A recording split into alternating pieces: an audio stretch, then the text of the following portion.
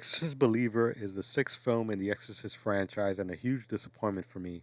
In one scene, Father Maddox, who adamantly asked for the church's support to perform the exorcism, tells the other characters that exorcisms are too dangerous and he can no longer perform it. Why would the church use the level of danger as a deciding factor in performing the exorcism? Isn't it more dangerous if someone from the church doesn't perform it? This just didn't make sense at all to me. To make things worse, the priest eventually has a change of heart, decides to participate in the exorcism, and then gets killed by the possessed children.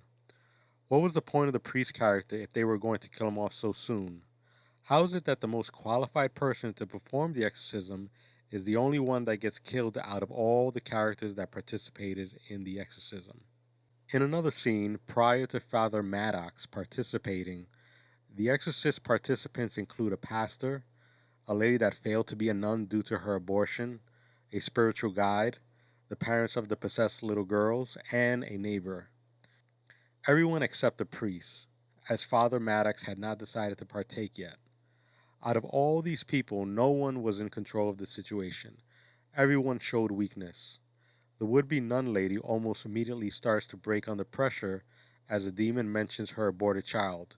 One of the fathers runs out of the room and hides. It's just a bad portrayal of what you would expect from an exorcism.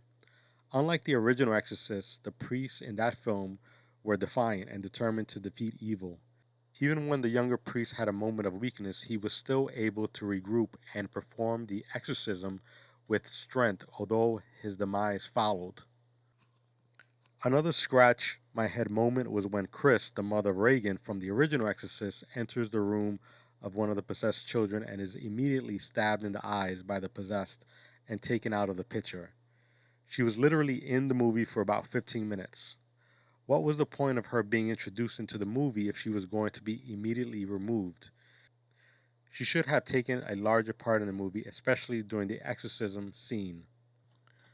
The movie ends with Victor, the father of Angela, placing his dead wife's scarf on Angela as she is still possessed. This ignites the connection with her mother, who had a spiritual ritual performed for Angela's protection before Angela was born.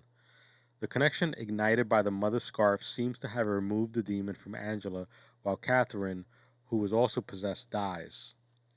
Other weird moments include when Victor is at the mental institution and seems to stare at one of the beds there. The camera then shows you the bed. Why was this included? It just seems like an odd scene. When the group is about to perform the exorcism, it appears they all take off their shoes before entering the room. I am guessing that has some importance, but just another out of place scene. If you like the Exorcist franchise, I would highly recommend you skip this one and save yourself a couple hours. Even the overall critic review on RottenTomatoes.com at the time of making this video was at 22%. And to think this is supposed to be a trilogy with the second part coming out in 2025 titled Exorcist the Deceiver and a third part following that. I really hope they make some adjustments to improve the sequels that follow.